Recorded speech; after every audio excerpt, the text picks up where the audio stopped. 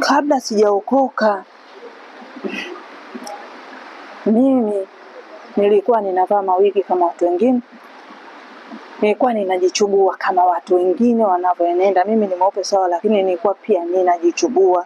Ninatumia ambavyo vipodozi ambavyo vinaongezea rangi.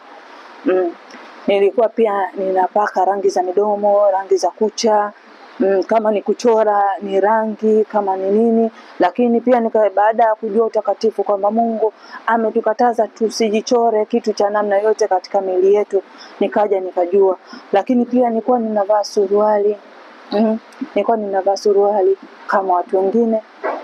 Nilikuwa ninaenenda sawa sawa na watu wa mataifa unaowajua wewe wanavyoenenda, na watoto wangu pia, sio mimi tu, na watoto wangu pia walikuwa wanaenenda hivyo hivyo. Nilikuwa ninawalea wanavaa nguo fupi, nguo za kata mikono, nguo zozote, suruali na nguo zote, hadi kaptura walikuwa wanavaa watoto wangu. Lakini baada ya Mungu kuniokoa na Mungu kunisaidia kujua kweli, hayo yote pia mimi na watoto wangu yote tumeacha.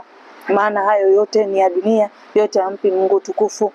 Mungu wakati wana Israeli wanatoka Misri, tunakumbuka kwamba Farao aliwaambia nendeni ninyi waacheni watoto wenu.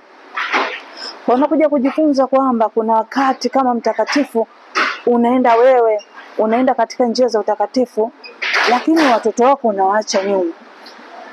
Unashika wewe Mungu anachotaka, lakini watoto unawataka nyuma. Ndio maana Farao aliwaambia nendeni ninyi, bali watoto wenu waache. Kwa tunatakiwa tusiwaache watoto wetu nyuma.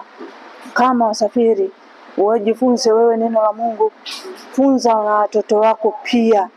Ndio maana Mungu alisema kwamba mtakapoketi na watoto wako wafunze sheria zangu. Unatakiwa kuwafunza ili wapate kujua Bwana Mungu wao ni jambo gani ama ni kitu gani, ni namna gani wanapotakiwa kuishi kama wana wa Mungu wa kweli, na si katika mapenzi ya mwili. Kwa maana sisi tumezaliwa si kwa mapenzi ya mwili, bali ni kwa mapenzi yake yeye aliyetuita.